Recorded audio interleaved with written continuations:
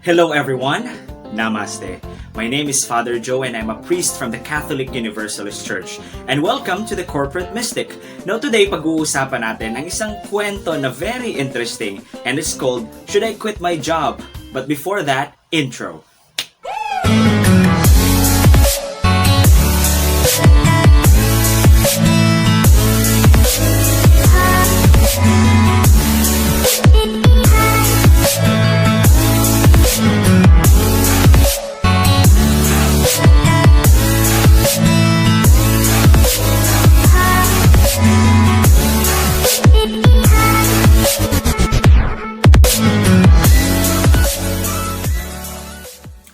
So, may dalawang magkaibigan. They live in different towns. However, they have a similar problem. Both of them are working in a specific company and both of them are experiencing bullying in their respective companies. So, isang araw, etong dalawang magkaibigan na to, they decided to ask advice from a monk, no? May isang Catholic monk daw sa isang kumbento na nasa malayong lugar. So one day, they decided na pupunta sila doon. Tapos, they would ask advice from that specific monk on what to do with their current lives, okay? So, when they went there, they asked the monk, Father, we have this common problem. Though we live in different towns and we have different jobs, we have the same problem. We are being humiliated, we are being bullied inside our respective offices. Can you give us an advice on what to do with our lives moving forward? So the monk sat down and he meditated. He closed his eyes, and the friends patiently waited for the monk's answer. Perhaps maybe after an hour, the monk opened his eyes and uttered 5 words. He said, "Just a bowl of rice." And that's the advice, no? Just a bowl of rice. So they were puzzled, what might that mean?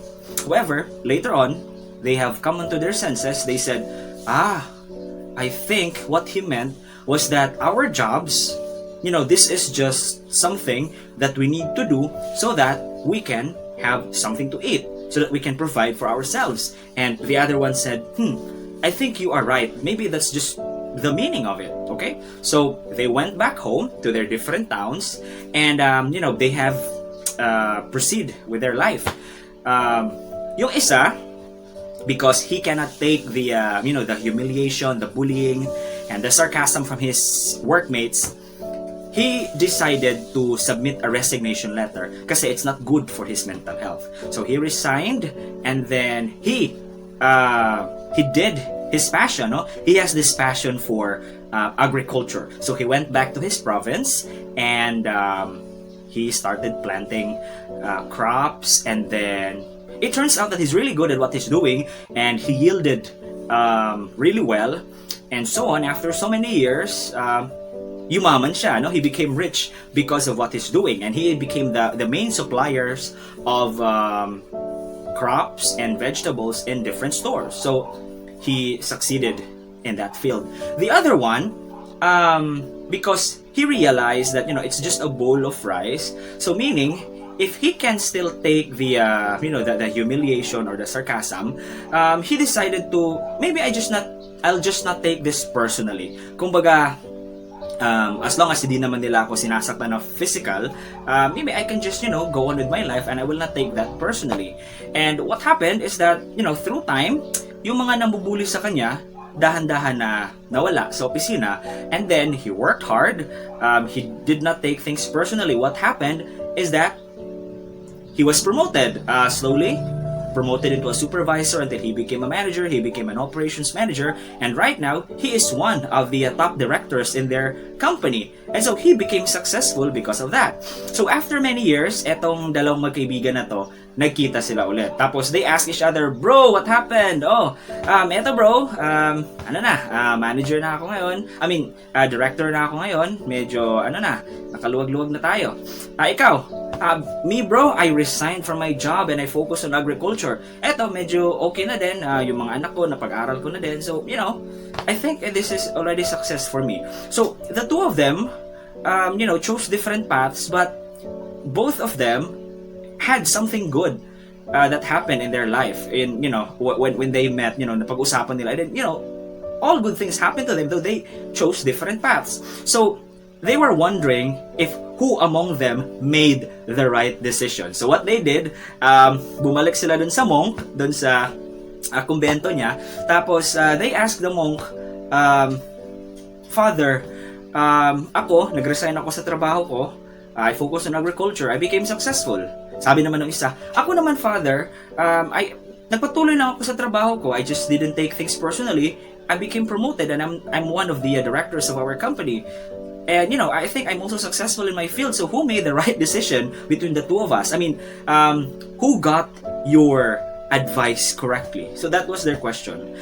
Sino sa amin na nakakuha ng, tamang kahulugan ng advice mo? So, of course, the monk closed his eyes.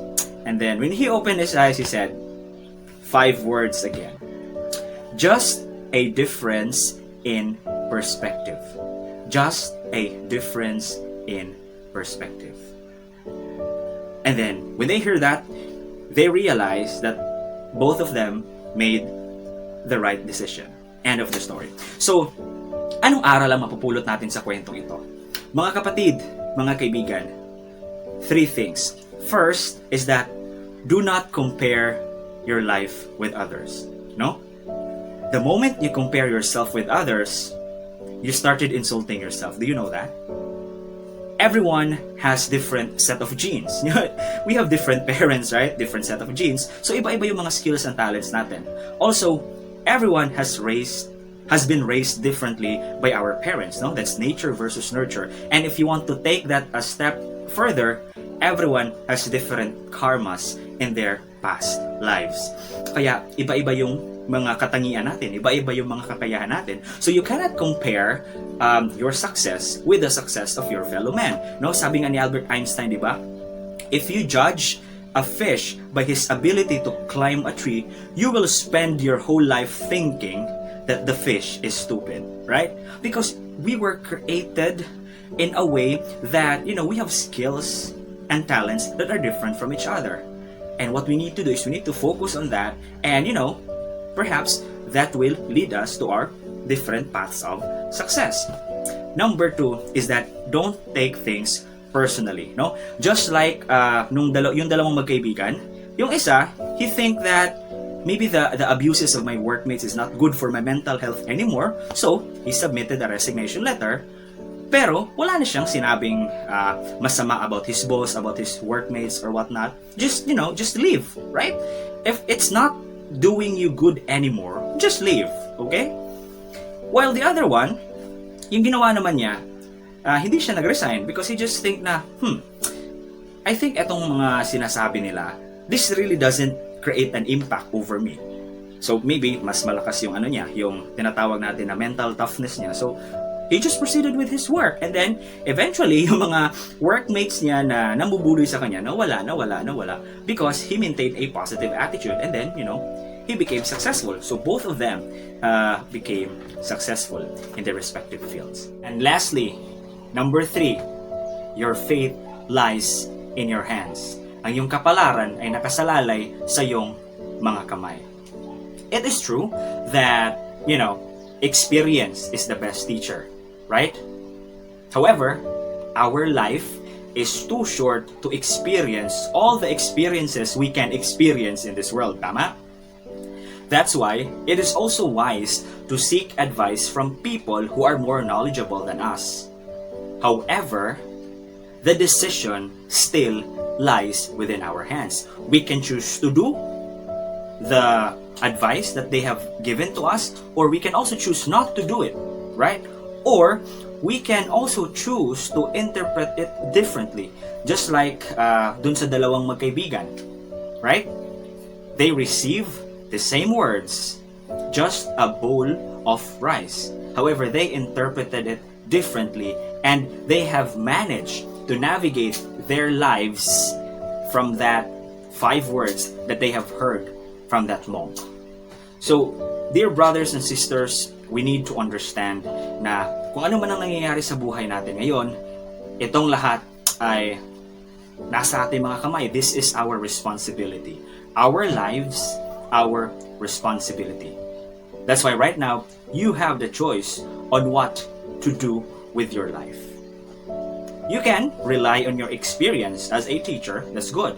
However, you can also rely on asking from people who are more knowledgeable than us in a specific field so that they can help us navigate our way towards our success. But again, the decision, the work lies within our hands. Alright, so that's it for today, folks, and I hope you've learned something new today. And if this is your first time watching my video, please click the subscribe button below and also ring that notification bell or click the notification bell so that if I upload videos like this in the future, isa ka po sa unang makakakita nito. Alright, so that's it for today, folks. Thank you so much for watching. This has been Father Joe saying Namaste.